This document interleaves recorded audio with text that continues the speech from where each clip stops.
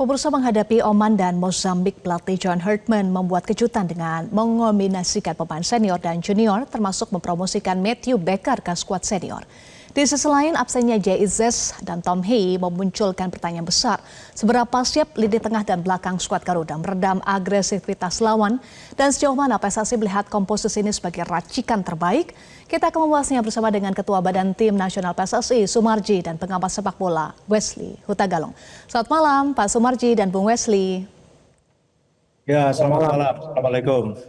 Waalaikumsalam warahmatullahi wabarakatuh. Dengan Eva di studio, kita mulai dari Bung Wesley. Dari 23 pemain yang dipanggil untuk FIFA Matchday melawan Oman dan Mozambik, Bung Wesley dipastikan tanpa kehadiran Jay Izzes sebagai kapten dan bek tengah andalan. Apakah absennya Izzes akan berpengaruh pada lini belakang timnas?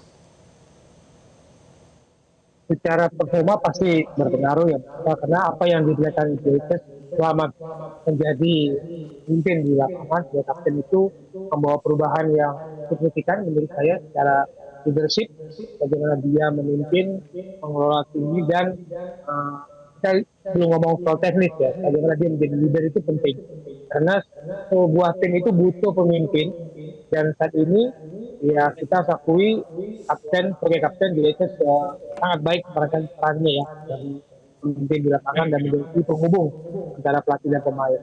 Secara teknis ya kita memang kehilangan. Untungnya kehilangannya di laga friendly match ketika kompetisi sudah selesai. Ya tadi kalau kita bicara mendengar John Herdman mengatakan sudah oke, dia cedera, tapi dia pantas diberikan waktu untuk memulihkan diri, tidak dipush, tidak dipaksa untuk bermain di laga uji coba ketika baru cedera dan di ujung kompetisi ketika kompetisi sudah selesai. Pemain butuh liburan juga. Baik, saya ingin ke Pak Sumarji yang juga ikut memantau ya tadi jalannya latihan sore hari ini. Bagaimana latihan tadi dan fokusnya apa untuk latihan hari ini, Pak Sumarji? Ya, yang pertama hari ini adalah latihan pertama terkhusus kepada para pemain diaspora yang bermain di luar. Dari latihan pertama para anak-anak semuanya kondisinya sangat baik ya. Semuanya senang, riang, gembira, dan bisa mengikuti semua sesi yang sudah ditentukan, disampaikan oleh tim pelatih. Kalau ditanya hari ini apa, yang pertama adalah berkaitan dengan pemulihan dulu, berkaitan dengan kebugaran para pemain, dikarenakan kan banyak yang jauh baru datang semalam, ada juga yang baru kemarin juga datang, sehingga para pemain semuanya membutuhkan kebugaran, dan hari ini semuanya dilakukannya dengan baik oleh para pemain, dan insya Allah besok sudah berlatih berkaitan dengan taktik, strategi berkaitan menghadapi pertandingan pertama lawan Oman, seperti itu. Baik, jadi fokusnya pemulihan dan kebugaran ya. Kami juga ingin tahu bagaimana pemulihan cedera Jay Izzes dan komunikasi dengan Izzes. Kaitannya dengan Jay, saya juga sudah berbicara WA ke Jay, intinya bahwa memang dia sementara ini tidak bisa bergabung dikarenakan memang lagi proses penyembuhan dari cedera, sehingga dengan tidak bisa hadir ke sini, tentu kan ini juga jadi hal yang harus diperhatikan oleh pelatih untuk bisa menyulap tim ini dengan sebaik-baiknya agar supaya bisa mendapatkan hasil yang baik. Pak Sumarji, melihat komposisi 23 pemain yang dipanggil Coach Herdman, apakah menurut Anda ini adalah Dream Team komposisi terbaik dan PSSI juga turut dilibatkan atau murni pemantauan dari John Herdman? Kami tentu saja berkaitan dengan ini menyerahkan sepenuhnya kepada Coach John ya, tidak mencampuri berkaitan dengan soal pemilihan dan pemanggilan pemain, termasuk siapa nanti yang akan jadi starting dan siapa yang akan dicadangkan. Artinya dari 23 pemain ini adalah murni pemilihan Coach John beserta tim kepelatihan untuk menghadapi FIFA Matchday di tanggal 5 dan 9 ini. Baik. Bung Wesley, faktor sosok pemimpin Jay Izzes otomatis hilang di skuad saat ini. Sejauh ini siapa yang mengambil peran kapten dan pemimpin di ruang ganti, sekaligus siapa kapten yang akan dipilih oleh pelatih John Herdman? Ya, kalau di data sebelumnya, kalau saya Pak tim bisa koreksi, nama Rizky Ridho menjadi vice captain, jadi kapten di timnas. Tapi ini kan kita bicara era baru, situasi baru, bisa saja pelatih itu memberikan opsi, dia mencari pelatih baru, atau dia memberikan kesempatan kepada pemain untuk banyak pendapat lah. Kalian mau siapa kaptennya? Tapi itu kan versi kita. Pas pelatih butuh pemain yang bisa menjadi penghubung cara pemikirannya dengan pemain di lapangan. Kalau saya berharap Ridho diberi kesempatan, saya milih Ridho. Kalau Pak Sumarji sudah dapat bocoran kapten saat melawan Oman karena menurut Ya, Bung Wesley Rizky Ridho. Benar nggak tuh Pak ada Sumarji? beberapa nama, ada beberapa nama yang sudah kita persiapkan. Tetapi kembali lagi, masa TC ini kan sampai dengan tanggal 4 nanti. Nanti di tanggal 5, itulah tanggal 5 baru kita tahu siapa di antara beberapa nama yang akan kita tunjuk untuk jadi kapten tim. Sementara menggantikan si JIJS. Kita tunggu 4 hari lagi ya. Saya kembali ke Bung Wesley, di lini belakang ada pemain muda yang dipanggil Coach Hartman. Ada nama Matthew Baker yang merupakan back timnas U19. Apa alasan pelatih John Hartman memanggil Baker yang ini artinya naik kelas ya ke timnas senior, Bung Wesley? Kalau naluri saya, kalau saya memainkan naluri sebagai jurnalis, ini untuk mengamankan Matthew Baker, jangan ditarik-tarik ke Australia lagi. Jadi selama dia masih menjadi tim nasional kelompok usia, jadi jangan sampai digoyang. Berikan kesempatan dia ke senior. Begitu tercatat sebagai pemain senior, kita sudah memiliki Matthew Baker 11 tahun untuk ya punya potensi sebagai salah satu pemain belakang ke depan kita. Jadi secara penampilan mungkin masih bisa dibilang komposisi antara Rizky Ridho, JIJS, Justin Hubner itu masih trio terbaik di belakang. Tapi kan kita tahu ini adalah laga dicoba. Pelatih itu bukan hanya mencari kemenangan, tapi dia mencari komposisi pemenang. Komposisi pemenang artinya pemain mana yang mengerti gaya bermain yang dia mau, pemain mana yang bisa menerapkan gaya bermain tactical game plan yang diinginkan oleh pelatih. Ada 2 pertandingan kan, lawan Mozambik tanggal 9. Pasti ada perubahan-perubahan komposisi lagi. Kalau kita ingat kemarin lawan Bulgaria kita kalah 0-1, itu adalah komposisi yang sedikitnya mencerminkan gaya yang diinginkan oleh John Hartman, kecuali tanpa Tom Haye di lini tengah, itu pembedanya. Kalau hampir bisa dibilang komposisinya tidak akan jauh berbeda, 3-4-3, tapi orangnya siapa di depan tidak ada Sananta lagi, oke. Tapi di tengah tanpa Tom Haye, kemarin kita mainnya Joe Pelopesi dan Kevin Serdong sebagai duet di tengah bersama Kesendik dan Nathan Twaul. Jadi kita tunggu komposisi racikan ini, kesempatan bagi pemain-pemain siapapun itu, termasuk Matthew Baker, 17 tahun, sudah juga pernah ngecek di tim seniornya di Melbourne City, meskipun banyak pemain di tim juniornya, tapi ini kan sebuah kepercayaan. Nggak semudah itu seorang pelatih memanggil dan mempertaruhkan nama baik, reputasi dia, kalau bukan karena kualitasnya dipanggil ke dalam tim nasional. Ya, Bung Wesley bergeser ke posisi gelandang, Joe Pelopesi, Verdong dan Ivar Jenner, minus Tom Haye dan Mark Klok. Tapi kini ada sosok baru juga, pemain muda Raihan Hanan. Bagaimana Anda melihat kekuatan lini tengah timnas saat ini dan soal potensi dari Raihan Hanan untuk unjuk gigi? Yang mengejutkan bagi kita, kalau bukan margin, itu saya mengejutkan komposisi ketika mau Bulgaria, lini tengah kita bagus bermain tanpa Tom Haye, ketika tanpa orang yang jenderal permainannya. Kemudian komposisi sekarang, oke, ada Raihan Hanan, tapi saya melihat gaya bermainnya tidak akan jauh berbeda dengan 4 pemain di tengah itu yang menjadi motor serangan. Saya akan tetap lihat Verdong dan Joe Pelopesi akan menjadi nyawa memainkan gaya bermain ketika kita tidak mempunyai Tom Haye di tengah sebagai pemain yang menjadi playmaker.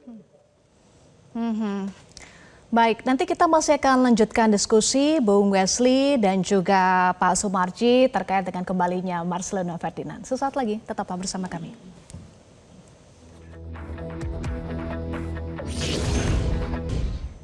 Hartman melihat potensi calon bintang Matthew Baker Baik, Timnas U19, apakah Anda sepakat Pak Sumarji? Oh ya, ya. Jadi kita memang harus akui bahwa Matthew sangat tepat untuk masa depan sepak bola kita. Dan satu, Matthew ini kan saya cukup lama bersama-sama dengan Matthew dari kemarin U17 sampai dengan sekarang. Artinya anak ini memang satu attitude-nya sangat baik, kerja keras dan mengikuti apapun yang diinstruksikan oleh pelatih dan tidak neko-neko. Memang anak ini kalau menurut saya ke depan memang betul-betul dibutuhkan untuk masa depan sepak bola kita. Saya Baik. setuju. Mhm. Ya, Bung Wesley, bagaimana Anda melihat kembalinya Marcelino Ferdinand dan peluang Marcelino untuk masuk starting 11 lawan Oman? Nah, ini menarik. Dulu orang menyebutnya dia pelatih sebelumnya, Sintayong. Dan dia belum mendapatkan tempat yang diharapkan lah. Ini cedera, kita serius. Dan kemudian kalau kita lihat gaya bermain Reno yang kita harapkan adalah perkembangan dia sama di luar, sama yang di luar, dan apakah dia fit di formasi 3-3 ataukah kemudian Herman akan mencari formasi yang pas buat di Barcelona. Menurut saya Marcelino harus mendapatkan ruang yang bebas, ruang bergerak yang luas untuk dia mengeluarkan kemampuan terbaiknya. Seperti kita melihat era-era sebelumnya ketika Marcelino menjadi salah satu bintang lah. Sama kalau terakhir kita melihat dua gol ke gawang itu di Barcelona, kita melihat dia bermain begitu leluasa, ruang luas dan diberikan kesempatan pelatih untuk menunjukkan daya bermain yang diinginkan. Jadi kita memang menunggu apakah John Herdman kokoh dengan memainkan strateginya, tactical game-nya, atau nanti dia memberikan kesempatan bagi Marcelino untuk mendapatkan tempat berakselerasi dengan kemampuan Marcelino yang kita lihat 2-2. Kalau dari PSSI sendiri bagaimana Pak Sumarji melihat kembalinya Marcelino Ferdinand? Ya, jadi Lino ini kan sebenarnya punya prestasi yang sangat baik ketika dia diberikan kepercayaan. Memang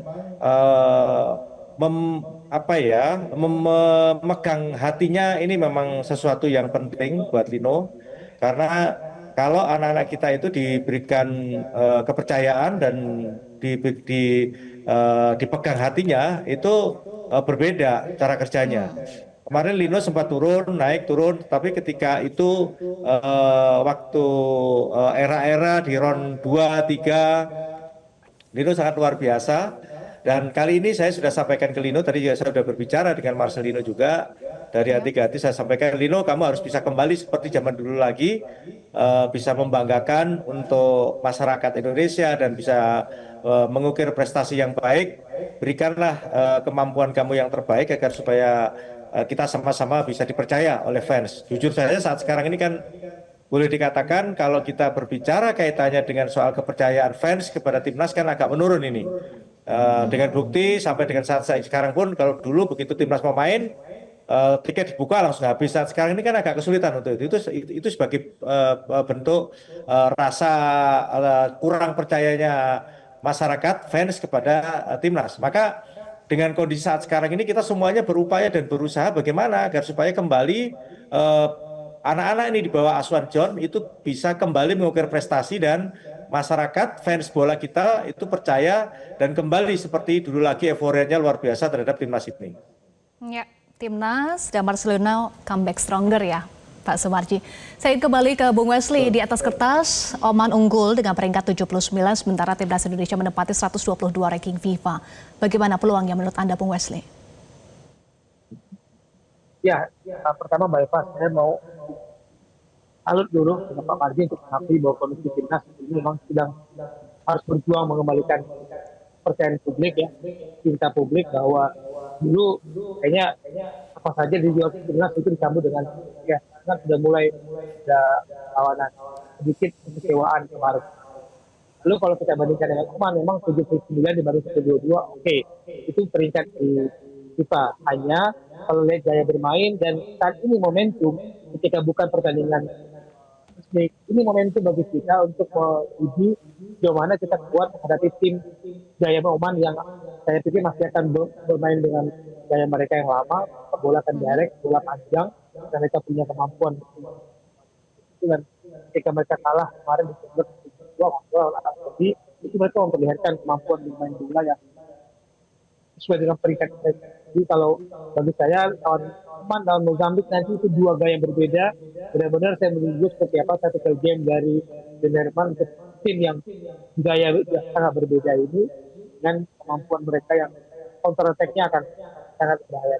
Di formasi siapa di belakang tanpa Jesus ya kita tunggu lagi bagaimana Oman akan dihentikan lewat gempuran-gempuran direct serangan mereka ke dalam.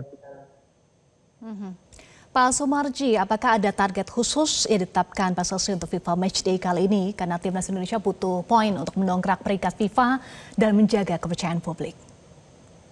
Ya, jadi momentum ini yang kita sampaikan, yang saya sampaikan kepada para pemain dan juga kepada pelatih, intinya bahwa kita ingin kembali membuat publik bola ini percaya kepada timnas dan bentuk daripada bagaimana supaya percaya adalah di 2 game ini kita harus bisa meraih masing-masing 3 poin. Jadi dengan demikian upaya kita untuk memperbaiki ranking itu bisa tercapai. Sekali lagi ini adalah momentum yang sangat baik untuk memperbaiki ranking FIFA kita dengan kita memberikan motivasi dan semangat yang tinggi kepada para pemain agar supaya pemain betul-betul all out memperjuangkan harga diri ini sehingga apa yang menjadi keinginan kita publik pelan-pelan mulai percaya kepada timnas itu terwujud. Sehingga saja terakhir Bung Wesley untuk bisa meraih masing-masing 3 poin bagaimana Hartman harus meracik strategi menghadapi Oman dan nantinya Mozambik, apakah menyerang atau main bertahan sambil mengandalkan serangan balik? Untuk melakukan serangan dan mendapat 3 poin juga harus punya pertahanan. Itu keseimbangan balance itu akan kita lihat belajar dari Bulgaria. Saya masih percaya bahwa tim ini masih punya pertahanan yang cukup baik, kita punya kiper yang baik, tinggal kita bagaimana mencetak gol lebih sering masuk ke dalam kotak penalti lawan. Dan kalau bagi saya Pak Marji bukan soal menang kalah, bagaimana permainan kita semakin enak dilihat sehingga kemudian publik kembali menemukan harapannya. Karena harapan itu putus di era Patrick Kluivert dan mengembalikan itu bukan pekerjaan mudah bagi pengurus federasi ketika bagi saya fase ini adalah fase mabok timnas oleh publik kita, netizen kita, karena orang yang mabok gampang sekali belok kiri belok kanan. Jadi belum benar-benar melihat timnas itu adalah sebuah proses. Jadi fase mabok timnas ini berat dihadapi oleh pengurus PSSI. Jawabannya adalah di lapangan dengan bermain yang baik dan mengembalikan harapan. Saya belum melihat soal menang kalahnya, soal harapan itu ada lagi untuk kita bicara di pertandingan resmi. Harapan itu ada lagi, kita doakan yang terbaik untuk timnas. Terima kasih Ketua Badan Tim Nasional PSSI Sumarji dan pengamat sepak bola Wesley Hutagalung sudah bergabung bersama kami di Prime Time News. Terima kasih Pak Sumarji dan Bung Wesley. Jelajahi cara baru mendapatkan informasi. Download Metro TV Extend sekarang.